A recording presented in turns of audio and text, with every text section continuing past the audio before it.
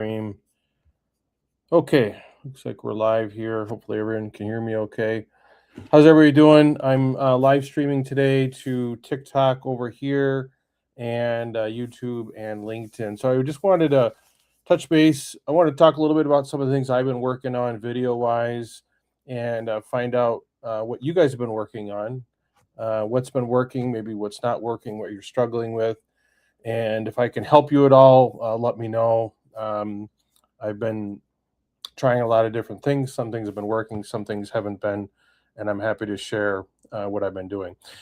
So today I ended a 6 month contract that I had with a company that does video editing and things like that. They're more of a turnkey setup where they're kind of designed to come in, record a bunch of videos with you, and then get them all edited and publish them for YouTube, social media, whatever. And when they reached out to me, I said, "Well, I don't really need that.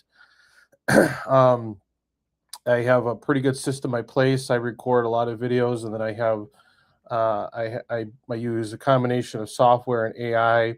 I have a Filipino VA that helps me. I have another part-time person that helps me. But they offered me a deal that was kind of too good to pass up, I guess, if you will. They did 2 videos a day for me, business days. So let's say 10 videos a week. And I kind of did the math, and it was pretty much a wash between having them do them and having me do them. Um, and I says, what the heck? Because one of the things they were doing for me was also recording what I call action videos. So I do a lot of non-talking head videos like I'm doing now. I like to take GoPros and action cameras with me, both around the farm as well as when I travel. I was in California a week ago, brought those along with me, and they would do a pretty good job of editing that for me. And that action type video is the hardest thing that I found to automate, either through AI, VAs, whatever. It just takes time, and the files are large. And so I was struggling keeping up with that stuff. And I said, well, what the heck? If you're going to do that, I'll let you do some of that. And then I ended up just having them do a lot of the marketing videos for my law channel. And they would do things like cut out a lot of the, you know, blank spaces, pauses, things like that. Add some graphics, phone number, add B-roll. Probably the B-roll was probably the most useful part of it. Add transcript captions for me, and all of that was basically stuff that I could do myself or we were doing. But what I found is it really motivated me to get a bunch of videos done. So we just started cranking out videos. I would record the videos. They'd be anywhere from 3 to 4 to up to 6 minutes. And I would record them in Riverside, kind of like I'm doing right now, and upload them to the Google Drive. They would take it from there. They would send back the finished product. And then either I or my VA would then upload those videos to the YouTube channel. And we're also putting those videos on like TikTok and Instagram and stuff, but primarily YouTube. I've been working very, very hard to build out my YouTube content, and I have some really cool things to share about that. I can't really talk about it today, but I have sort of figured out how to use YouTube and to make really SEO friendly and rich videos on my YouTube channel, and and also embed them on my website. And it's definitely paying off in the organic search traffic over on Google, and including the AI search models. I've actually had some videos show up on the first page of Google literally within hours of me putting the videos up. So I really kind of took advantage of that contract. It wasn't cheap, but it motivated me to produce a lot more videos than I would otherwise. And the way I would do it is this. So I would use a chat GPT prompt that I've come up with. I would use that to kind of create the script, and then I would refine it and add my own kind of, personal flavor to it. And then I record them. Now I'm recording. I have an Elgato teleprompter, probably maybe the best piece of technology or whatever that I purchased since I started doing videos is the Elgato prompter. Um, and so, like, where I'm looking at this camera right now, the camera's behind it, and if I had a script, I'm not using a script now.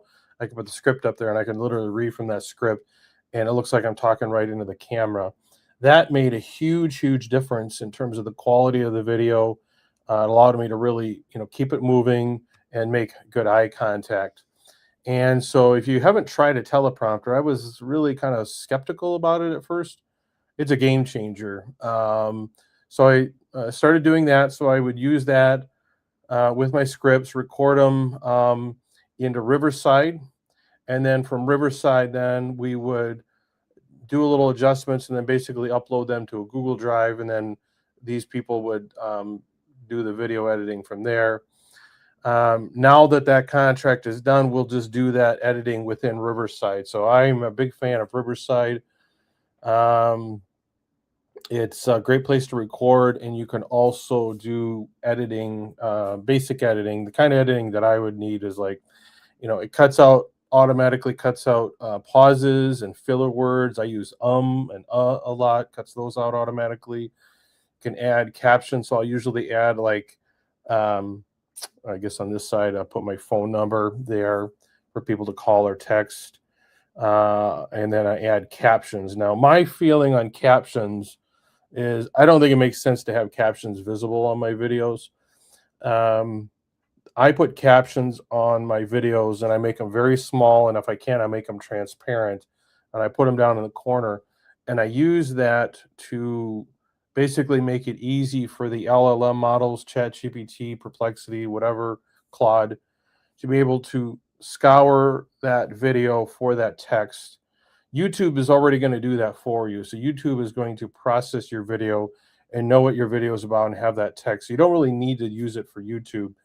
And if people want to text, they can put the captions on. One of the reasons I stopped doing visible captions is if you're going to have captions visible on the screen, you got to make sure they're accurate. You can't have typos and stuff or whatever. And it just takes a lot of time to correct those. Like they're being generated by AI, but they still need to be. And sometimes the capitalization isn't right, the punctuation isn't right, or they just get the wrong word. And I don't want that kind of stuff on my legal marketing content. So that's why I went to going with the AI generated captions, which are going to be 95% accurate, and I make them very small and I put them transparent. I put them down in the corners of the video where you really can't see them, and I use that simply to support the whatever LLM models might be looking at my content for reference. So those are basically the things that I do with our videos. And I don't do those myself. I have a VA that can do that. So one of the reasons I like Riverside is it's a cloud-based, if you will, or it's a browser-based program. So I can access it, she can access it, and we don't have to be uploading and downloading things. And once that video is ready, then and also you can add B-roll to that too. So B-roll, if you don't know what that is, just like if I'm talking and then let's say I put up an image on the screen or a video or something where you're hearing my voice, but what you're seeing on screen is something different. That's B-roll. It can be pretty effective, depending as long as you don't overuse it. And so we add B-roll to our videos. I get those from there's lots of different programs or places that you can get royalty-free or copyright-free B-roll. And so we'll do that in Riverside. Those are kind of the things that we do. The phone number, captions, removing pauses and ums and uhs, and the B-roll. Trying to think if there's anything else. I don't really adjust the sound or anything like that. It's usually pretty good. And then from there, we take those videos and upload them to YouTube. And on YouTube, I have found one of the most amazing products. It's called vidIQ. And if you're doing YouTube at all, you really got to try vidIQ. It's amazing what it does for recommending titles, descriptions. It does fantastic thumbnails, like really really good thumbnails. And so I've been using vidIQ for a couple of months now, and I would never go without it. And it's been a game changer. I've just got such a huge library of SEO search kind of favorable videos on my YouTube channel now that no one's ever going to be able to catch up with me, and they are supporting the organic search content that I'm doing over on on YouTube. Or I'm sorry, Google. So in my website, my Google business profile, as well as some other paid listings or unpaid listings I have on different um, membership sites, if you will, like Avo and Martindale, and and that has just made such a huge difference. I mean, it's not as good as, let's say, paying ads, but it's real close and it's evergreen. It's always there. And so if you're not yet using video to market your business or whatever, it's never really been easier, and it's never, I think, never been more important to be doing that. So I really encourage you, if you're not already doing that, to incorporate video, get your YouTube channel going, and use it to augment and support whatever other organic stuff that you're doing out there. Now, I've also noticed that uh, especially the LLM models, but all like ChatGPT, but also even Google itself. I've had videos that I've put on TikTok and Facebook show up in the search results in Google. It's that important. So what we tend to do then is, once the video is on YouTube, we'll go back and we'll reformat that video from a landscape size, so 19 by 6, I think it is, 16 by 9. 16 by 9, we'll change it to a 9 by 16, which is more like what you would use for TikTok. And we use that to upload long form videos, so 4, 6, sometimes longer videos on TikTok, believe it or not, and it actually works. We don't do custom thumbnails for that. We add sort of a text box kind of in the lower part of the video that shows up as kind of the cover art, and that has seemed to work really well. Already creating the content, and then we're using that, and just kind of like having that useful content out there, real live human content out there, as many places as possible. And like I said, it's never really been easier, and it's never been more important to be doing that kind of stuff. So if anyone has questions about any of that, the equipment I'm using, the software I'm using, let me know. I've used a lot of different stuff. Some of it works well, some of it doesn't work so well. So like right now, I'm streaming on StreamYard. StreamYard's a great product. It's very expensive. I've got a couple weeks to decide if I'm going to go back and just use Riverside for streaming. I don't think Riverside is as good for live streaming as a StreamYard is, but it seems like it's pretty close. But if you're wondering, so for the video, I'm using my Rodecaster video. So I got rid of my Rodecaster audio a while ago, because I really wanted to be able to connect multiple video feeds as well as the audio. And so I have a Rode Pod mic as my main audio. And then I also use, when I'm recording my videos, I actually use these wireless Rode mics. And then I usually use a lav things that go on here, and it delivers really nice audio. And that's kind of how I do most of my audio. Is I actually use the wireless mic, and I run it in through my Rodecaster Video, which is just incredible. And then I can connect multiple cameras. So like right now, so if you're on TikTok, I'm just using my iPad with the built-in camera.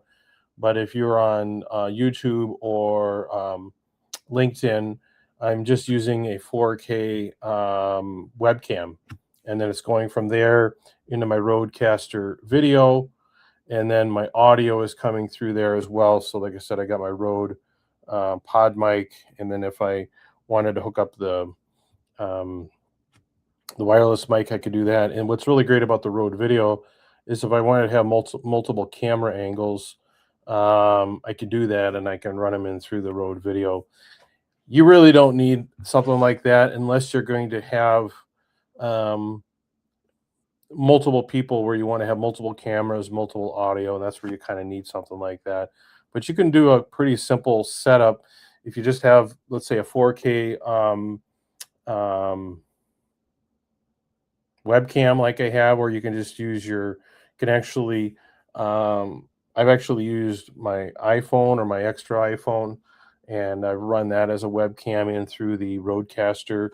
It delivers extremely good video. That's an option. And then you need a recording program. I've heard great things about OBS. I've never tried OBS myself. For me, Riverside works really well. Get yourself a good audio. If you don't really want to do like an audio mixer, get yourself like a Blue Yeti or something like that. And then, like I said, I'm a huge fan of using the teleprompter, the Elgato prompter, to create my scripts and just get them. I script out my hook, my body, all that, and it makes for very clear, concise videos. And so yeah, that's what I'm using. If anyone has any questions about any of that, feel free to let me know. If you come across the video afterwards and you see the recording and you have questions about any of that, things that you're working on or things that you're struggling with, let me know. I'm going to try and live stream more regularly now. Like I said, I've kind of spent the last number of months just furiously creating videos for my YouTube channel. Now that I've got those done, I want to spend more time doing the live streaming. So I'm going to shoot for doing live streams most weekdays around 5 o'clock p.m. I'll hop on for 15, 20 minutes, 30 minutes. I'll stay longer if anyone is here, and I'll just kind of talk about what I'm doing, what's working, what's not working, so I can help you guys out and share kind of what I've learned. And I'll probably start a newsletter. So I'll probably start sending out emails. So I'll probably have a place for you guys to get on that if you're interested. Because I think for small businesses and solos, I think it's never been as important as it is now to get on video and to just create. Because otherwise, I think we're really going to get buried by all of the money and media and advertising that's being done by the big fish in the lake. So this is what I'm doing, and if you'd like some help on yours, just let me know. So otherwise, if things work out, I'll try and be back tomorrow. I hope everyone is doing well, and if I don't talk to you beforehand, I hope you have a great Easter. Thanks, everyone.